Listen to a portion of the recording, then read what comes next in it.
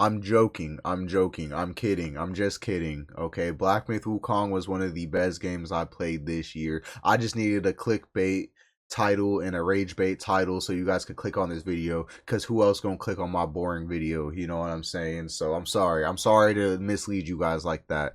But anyway, if you guys don't know, I just beat Black Myth Wukong last night on stream. And let me just say, one of the best games I ever played, man. One of the best games I ever played, to be honest. It was everything I wanted out of the game. It was everything I needed. I freaking loved it. I'm giving it. I'm giving it an 8 out of 10. I docked it a few points throughout my playthrough, but then I gave it a few points again. And so I'm gonna give you guys some reasons why I loved it, and a couple reasons why I didn't. A couple things that I didn't really like with the game. So first off, game starts off with a bang, bro. You're like the original Wukong. You're fighting Erlang. You got all the gods. You're on this like cloud and shit. You're on Nimbus, and you're fighting. You got all these abilities and stuff. And then you get knocked out. Wukong loses, and then you're basically playing as a how do I say, like a follower of Wukong. You know what I'm saying? And you're gonna get the 6 relics to become Wukong and shit. You know what I'm saying? So that's basically what the game is right there. It starts off with a bang. Chapter 1, which is probably my favorite chapter of the whole game. I don't think they have a better chapter than chapter 1, to be honest. But chapter 1, best chapter of the game. The introduction was freaking great. Fighting the Rhino boss, almost dying to him, and then having the dude come up and pause and show you that you can immobilize people was so cool. And just everything in chapter 1, them turning you into a little bug and you're flying. I didn't even do that. I detransformed and fought everybody. I didn't want to sneak around, which is what led me to get stuck on that giant freaking blue baby head dude for like 4 or 5 attempts, dude. That shit, he was murking me for a little bit, but we eventually got him. That's a lot of these bosses in the game, like, this is a very forgiving game. A lot of the bosses in this game, and I'm not joking, I'd say a good 60-70%, I first tried these bosses. I first tried 60-70% of these bosses. But the bosses that are hard, oh my goodness, they will murk you. I'm talking to you, Yellow Loon, Scorpion, Red Tiger in the Blood Pool. That man, they all tore me asunder. So, for the most part, the game is easy, but you will have some roadblocks, okay? It's not just you're gonna fly through the whole game hella easy, unless like you're a Souls vet, and even I'm like a bit of a Souls veteran. I still struggled with the game a little bit, and you're not just gonna breeze through the game. You're gonna have some roadblocks, but that's like the good part of the game, is that you could win every battle. Every battle feels winnable. There's not one boss fight in the game where you're like, ah man, I don't think I could do this, to be honest. There's always a tip, there's always a trick that you could do to a boss fight to make them weaker. Like these little relics that you have. Chapter 2, you fight this boss. He does all these tornadoes around you. If you have Wind Tamer, you can just get rid of the tornadoes, which I didn't know that. I fought him and beat him with the tornadoes around. But if you like just go in there with the same build over and over again, you're going to be screwing yourself, because every boss in the game, you fight at a different pace and you fight differently. Chapter 4, final boss, if you don't have that little needle, once you get him halfway health, you're going to be struggling, so you're going to have to do some exploring, you're going to have to do some side quests, you're going to have to kill some side bosses. And I love that. I loved it. I freaking loved it. It was great, man. Chapter 1 was my favorite. Next to chapter 6 was really good, because you get Nimbus and you could fly around, and that was really peaceful for me. The only thing I didn't like about chapter 6 is the whole hunting down the bosses. Like you're having to go around this whole jungle area and find like at least like 7 to 8 bosses, I think. There's 3 rock people, no, 4 rock people, and then like a few other ones, but like they're not obvious at all. You have to go to different parts of the location, and it's a big place to like find these bosses. But after you get through that, it's like so cool too, because every boss you beat, spoiler alert by the way, sorry, but every boss you beat, you get this cool piece of armor, the lore accurate freaking armor that Wukong is wearing at the beginning of the game. You get it little by little, after every boss you beat this beetle, you get the head, you beat this horse, you get the chest piece.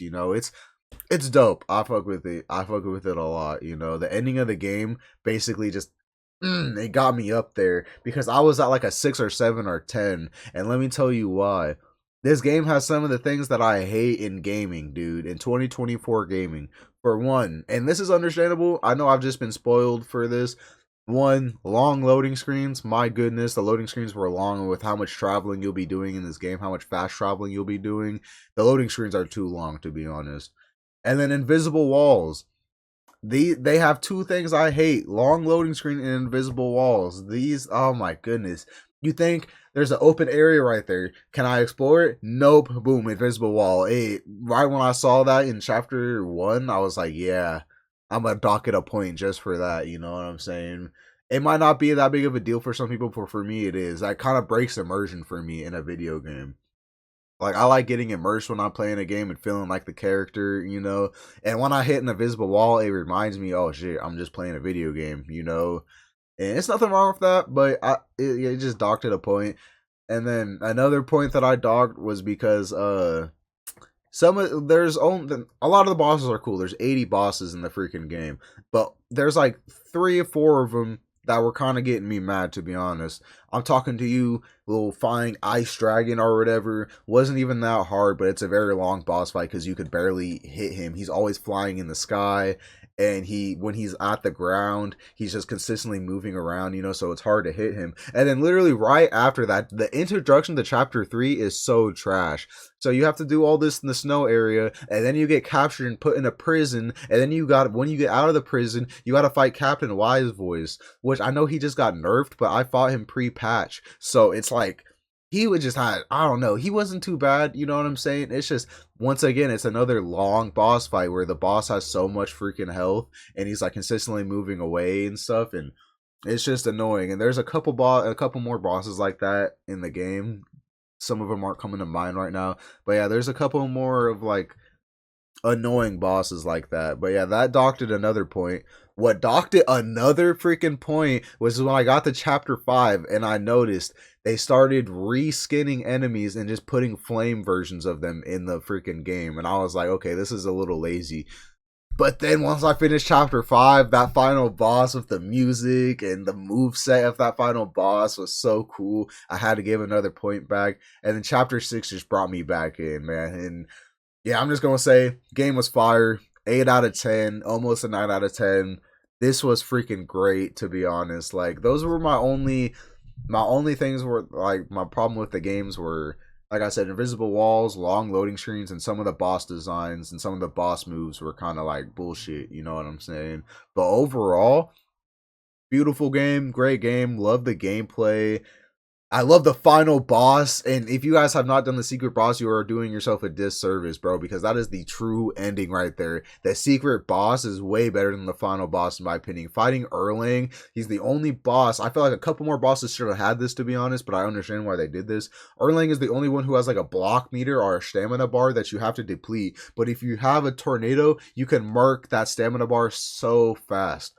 And yeah, no, just after you beat Erlang, the whole transformation shit where you're fighting all the gods, so dope, dude. That was so dope. And then that just leading into the final boss where you're just fighting a more perfect version of yourself, where he's using all these moves. You try to heal, he pauses you, takes your heal, drinks it.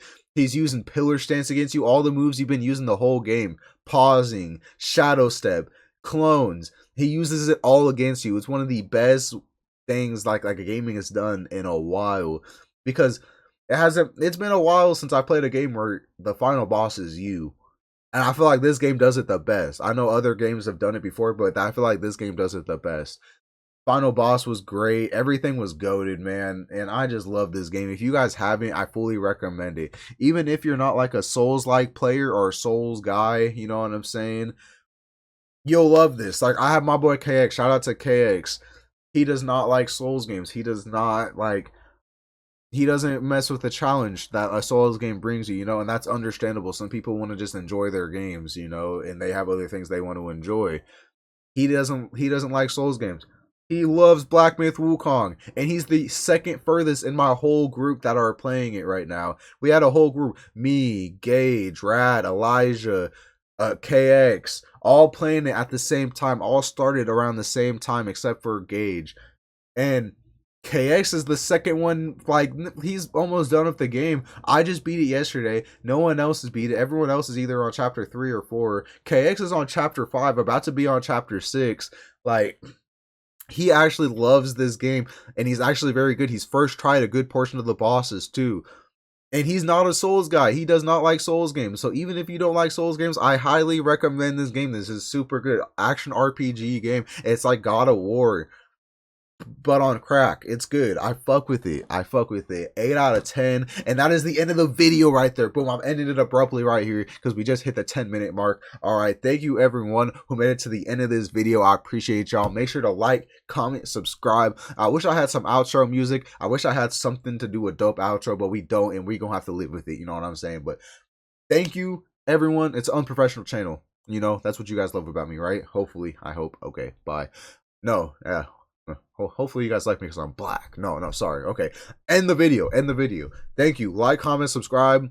Let me know if you played Black Myth Wukong. How did you like it? How did you enjoy it? And if you haven't played Black Myth Wukong, let me know if you're gonna play it. Please play it. It's really good. It's really good. But yeah, that's gonna be the end of the video, man. And I'll see y'all next time. And we're gonna be going live. If you see this video the day it comes out, or maybe the day after, we're going to be going live Tuesday morning playing a new horror game, The Casting of Frank Stone. Make sure to pop out, all right? All right, I love you guys. Peace. Mwah.